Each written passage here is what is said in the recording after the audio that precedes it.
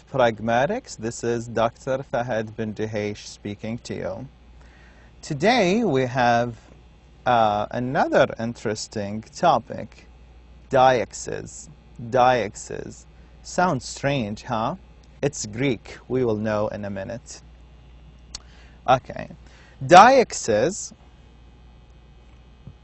are very common words in our language, in English, that cannot be interpreted at all if we don't know the physical context of the speaker around us. These are words such as here and there, this and that, now and then, yesterday and today, or tomorrow. Okay? And also pronouns such as you, me, she, he, him, it, them. Okay? Some sentences of English are virtually impossible to understand if we don't know who is speaking, about whom, where, and when. Let's check out this example. You will have to bring it back tomorrow because she is not here today. What an interesting sentence, right? You will have to bring it back tomorrow because she is not here today. You? Who's you? Bring what back? Tomorrow? What day is today? So what is tomorrow? She? Whom are you talking about? Who is this female woman? Is not here? What do you mean by here? Today? What day is it? Okay? So sometimes it is impossible to understand any sentence in English without understanding the deixis or knowing what these deixis refer to. Okay? So if you say this sentence out of the context, it would be vague. It would be not clear. Is this you, the delivery driver, who have to or who has to return on February 15 to Building 7 with a large PlayStation box addressed to Khalid Ali? Is that you, the driver, have to bring it back, bring the box, the PlayStation box, tomorrow because she is not here? Oh, I meant she or he is not here. Khalid Ali is not here today. So we don't know, we don't really know what these deixis refer to. Okay?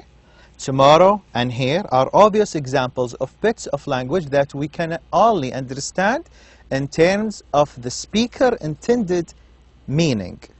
Tomorrow, like today, what is today so I know tomorrow? Here, what is here? Is this a school? Is this a classroom? Is this an apartment? Is this an office? Okay? They are technically known as deictic expressions, coming from the Greek word deixis, which means pointing via the language. Deixis means pointing. So deictic expressions mean pointing at the language. He, she, here, there, this, that, now, then. Okay? We always point in the language. That's why we call them deictic expressions or deixis. Okay? All right. We use deixis to point to things. I say it, this, these boxes, these telephones. I also use deixis, or we all use deixis, to point to people, him, them, those students, those managers, those girls. So, when I point at things or people, I call these deixis personal deixis. Personal Deixes. Okay? Usually the pronouns, anything with pronouns or anything with determiners, words like this, that, okay? We call them personal deixes. We know what personal deixes is? Or personal deixes are? When I point to things or when I point to people. Okay. There are words and phrases used to point to a location. I can say here, there, near this, near that. These are examples of spatial deixes, from space. Spatial. Here, there, please. Where should I put this box? Put it here. Oh, you know what? Put it there. Or put it near that table. Okay? So spatial deixes. Okay. A third type of deixes is when I point to time. I say now, I'll see you now. Or when you come back at 5 p.m., I'll see you then. I'll see you then. So time in the future. I point at time in the future. I can point to the past and say last week I saw Ahmed. Okay? All these are temporal examples or temporal deixes. Temporal deictic expression, temporal words to point at time. Okay? All right. So we said what? Personal, spatial, and temporal. Okay. All these deictic expressions have to be interpreted in terms of which person, personal, place, and time. Which person, okay? Personal deixes, spatial deixes, place, and time, temporal deixes. The speaker has in mind.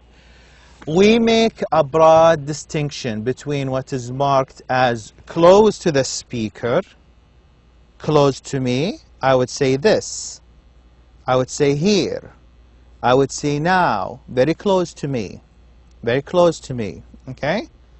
This boy, here in this place, now at this time, or at this moment. Or what is distant from the speaker. I say, that man, put it there, or put it over there, or I'll see you then, okay? So, I can actually divide these deixes, whether they're personal, or spatial, or temporal, into close and distance. Close, this. Distant, that. Close, here.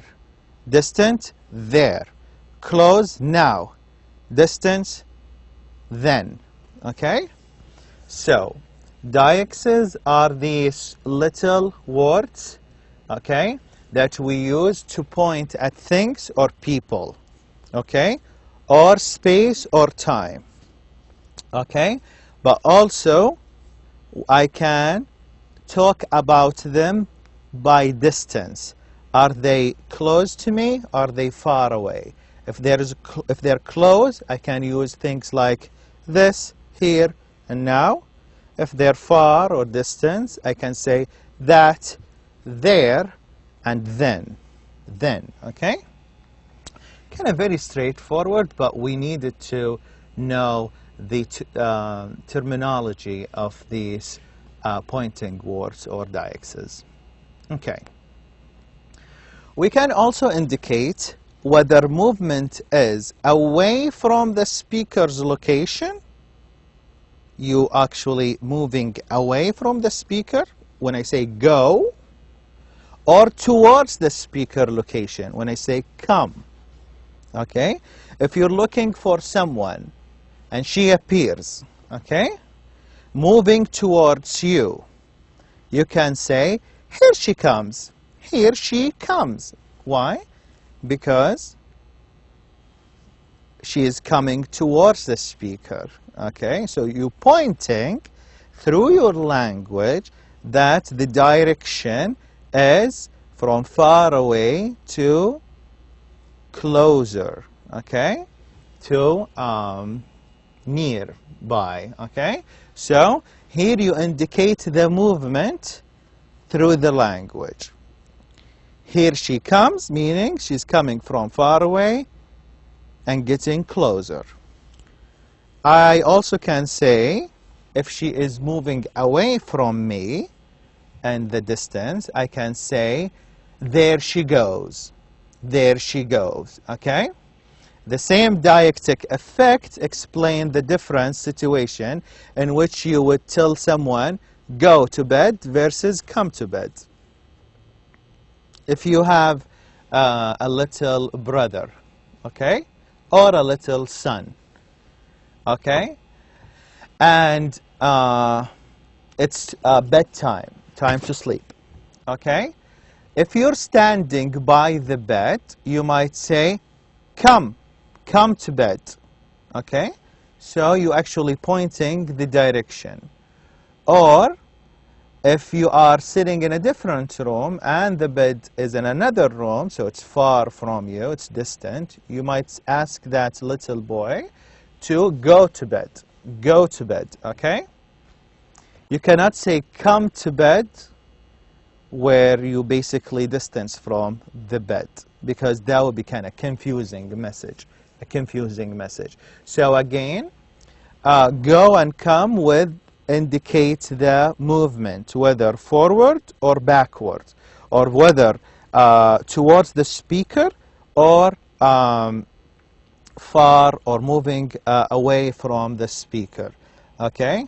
If you, for example, send your little daughter, okay, to bring you a glass of water, and you say, honey, would you please bring me a glass of water?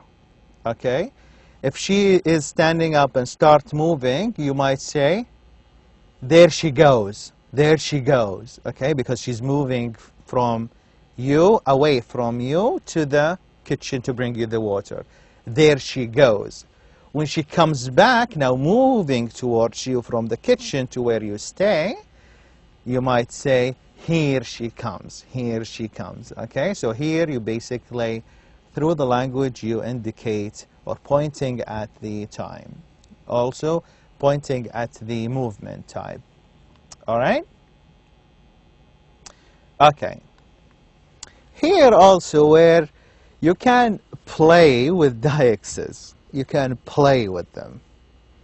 People can usually or can actually use diaxes to have some fun. Okay. If you are a coffee house owner or a coffee shop owner, and you put this sign, free coffee tomorrow, okay? You want to make business, you want people to come to you, okay? You actually can be saved by telling them what? Oh, I said free coffee tomorrow, so today is whatever day it is, tomorrow it would be a free coffee. Now, if the people come tomorrow, you might tell them, oh, you know what? You have to read the sign.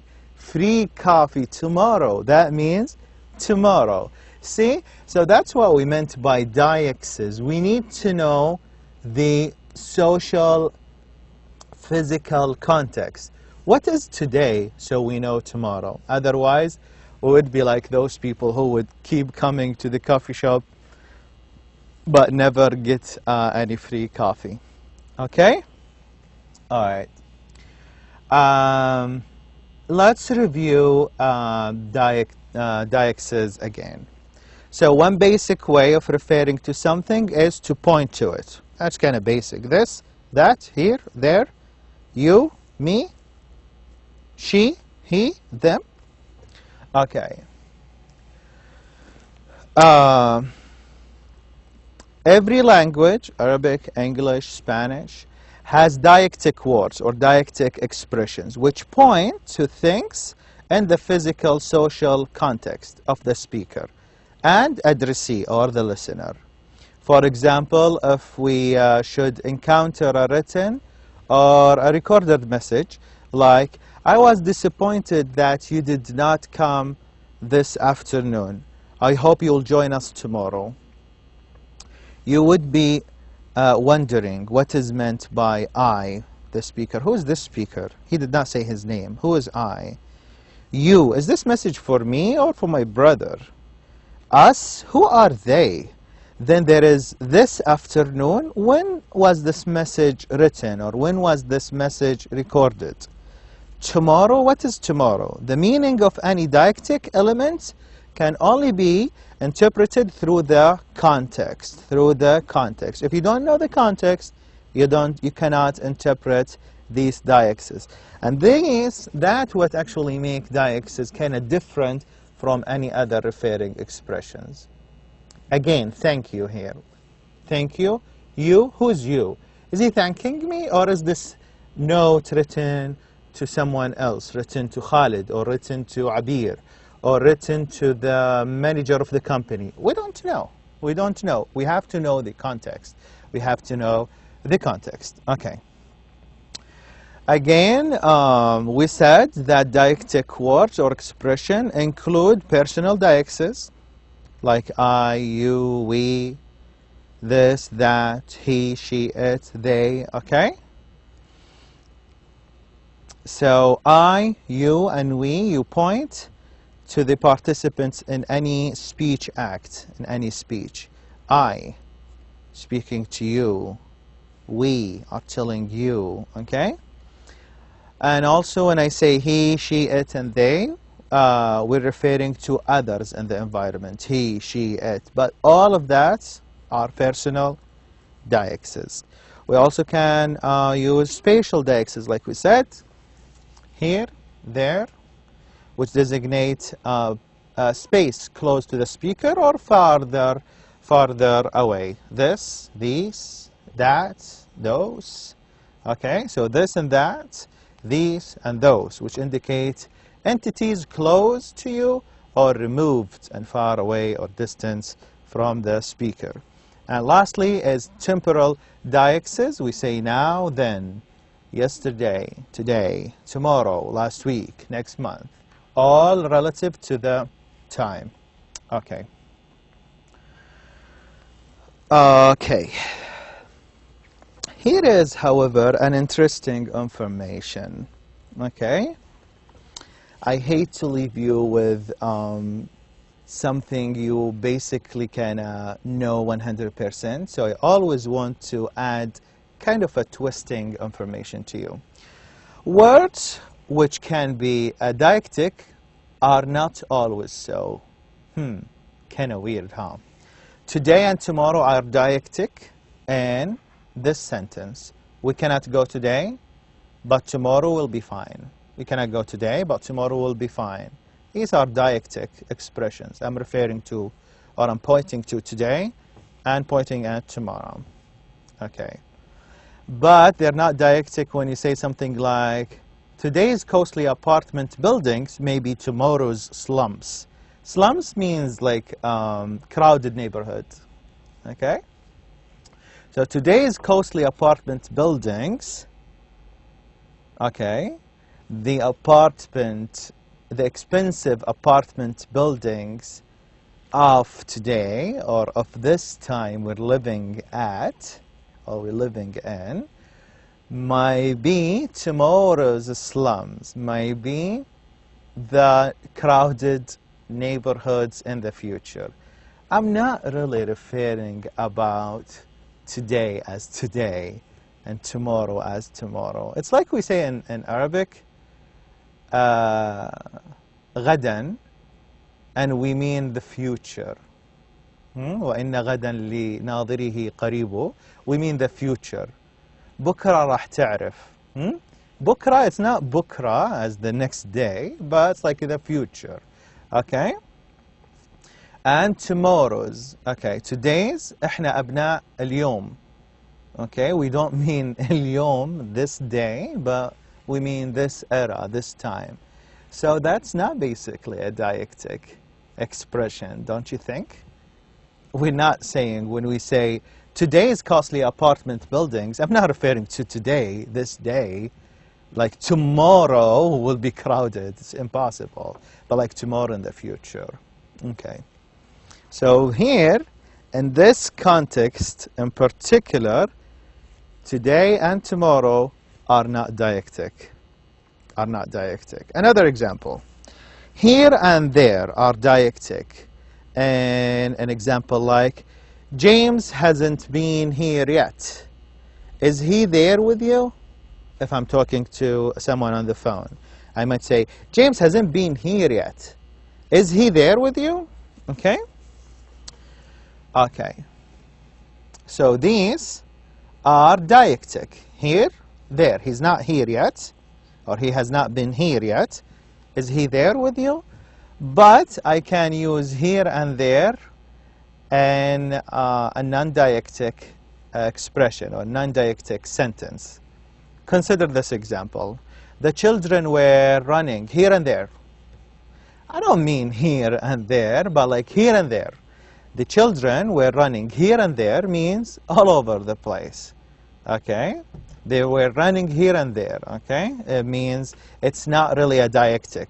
I'm not referring to here and there only, but like the whole place. Okay? They were running here and there. Okay? If I'm in the neighborhood, I can say, oh, these kids are running here and there. I'm not really referring to one particular here, one particular point here, and one particular point there. I'm just saying an expression, here and there, like everywhere. Okay. Another example. The pronoun you is not dialectic. When you use it in a sentence like, you can lead a horse to water, but you cannot make him drink. When I say you can lead a horse to water, I'm not referring to you, one person. I mean one or someone or any person, okay, can lead a horse to water, but that person cannot make him drink, okay? So it's basically a proverb, okay? So here you, I'm not really pointing at you as the reader or anything, but like one can lead a horse to water, but that person cannot make him drink. Okay? So in that sense, I'm not really using you as a dialectic expression. Okay. Enough with diaxes. Our second part of this lecture is very short. It's about anaphora. Anaphora. Kind of related to diaxes in a sense. We usually make a distinction between introducing new reference and referring back to this reference. I can say, I have a book. It is thick. So it here refers to, yes, refer to the book. Okay. I have a book, that's the new information. It is thick, that's basically the anaphora. I call that anaphora. It is a referring back to, or it refers back to the book. Okay. Check out these three sentences I have for you. We saw a funny YouTube video about a boy washing a puppy in a small bath. Okay? So everything in this sentence is new to you. We saw a funny YouTube video about a boy washing a puppy in a small bath. They're all new, yeah? Okay. So they are mentioned for the first time. Okay. When I say the puppy, I'm mentioning puppy for the second time. I don't say a puppy again. I say the puppy, because it's second mentioned. The puppy started struggling and shaking, and the boy got really wet. The boy is mentioned for the second time now, so I use the definite article, the. Okay? The boy. Okay. When he let go, he refers to the boy, yes. When he let go of this dog, it jumped out of the path and ran away. It jumped, the puppy jumped out of the bath. Bath is second mentioned now. I don't say a small bath or a bath. I say the bath and run away. Okay, is this interesting? Let's break it down. And this type of referential relationship, the second referring expression is an example of anaphora. Whenever we have a second mentioned or a second referring expression, we call that anaphora. The first mentioned is called antecedent because it comes first. Antecedent, and the second example is the anaphoric expression or anaphora, simply anaphora. Okay, so in our example, a boy, a puppy, a small bath. Okay, they are antecedents because they mentioned for the first time, yes. The puppy, the boy, he, it, and the bath are anaphoras or anaphoric expressions. Is that clear? So first mention is antecedent. Second mention, anaphora. Okay. Anaphora can be defined as the subsequent reference, subsequent to an already introduced entity. So I said a boy the first time, the boy the second time, he and the boy are anaphoric expressions to a boy. Okay. Mostly we use anaphora in texts to maintain reference, to keep the reference. Okay. The connection between an antecedent and an anaphoric expression is created by the use of the pronoun it or a phrase with the word the plus the antecedent. Okay, so I say a puppy, the puppy, the puppy. Or I can say it ran away, it ran away. Okay, all it and the puppy are anaphoric expression of the antecedent noun. Okay, a puppy. So the puppy is basically anaphoric expression of a puppy. Or another noun that is related to the antecedent in some way. So I can actually change the noun a little bit. What is a puppy? It's a little dog, yeah? A little dog. Okay, so if I'm using anaphora or anaphoric expression, I should say the, because it's second mention. But instead of saying the puppy, I can say the little dog, which means the same thing. Okay, so the little dog ran out of the room, or the little dog ran out of the bath. Okay, here the little dog is anaphoric expression of the antecedent, a puppy. Hope that's clear. And with this example, I actually end my lecture today. I hope that was interesting. We studied about deixes. We studied about the personal, the spatial, and temporal. We looked at them by looking at the whether they are close to the speaker or distant. And also we looked at the movement, if they are moving towards the speaker or away from that speaker. We actually looked also at the anaphora, which was kind of related to deixes, but kind of a little bit different. And we spoke about the different types of anaphora or anaphoric expression and antecedents. Okay. Hope that was clear and helpful, and I cannot wait to talk to you and meet with you in our next lecture. With that, I leave you. Wassalamu alaikum wa rahmatullahi wa barakatuh.